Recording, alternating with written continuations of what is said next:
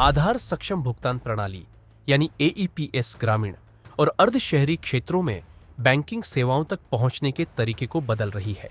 आइए जानते हैं इसके बारे में। दरअसल आधार इनेबल्ड पेमेंट सिस्टम एक सुरक्षित और अंतर संचालनीय भुगतान प्रणाली है जो भारतीय राष्ट्रीय भुगतान निगम यानी एनपीसीआई नेटवर्क से सीधे जुड़ती है, जिससे किसी व्यक्ति की आधार संख्या और बायोमेट्रिक डेटा का उपयोग करके बैंकिंग सेवाएं प्रदान की जा सकती है। एईपीएस एटीएम या बैंक शाखाओं जैसे पारंपरिक बैंकिंग बुनियादी ढांचे की आवश्यकता को समाप्त कर देता है, जिससे यह ग्रामीण और अर्ध शहरी क्षेत्रों में विशेष रूप से उपयोगी हो जाता है।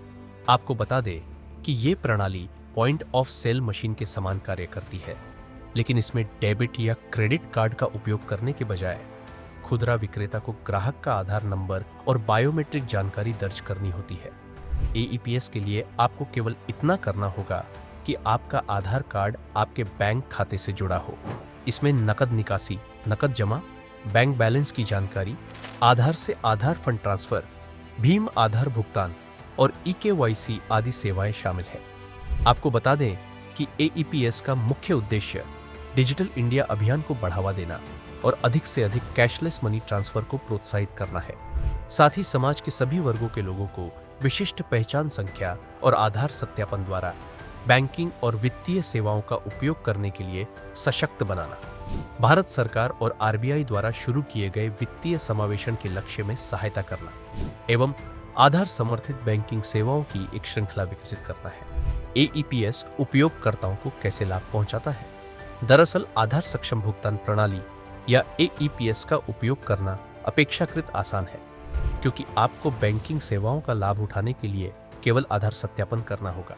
यह भुगतान का एक सुरक्षित तरीका है और विभिन्न बैंकों के बीच अंतर संचालन योग्य है।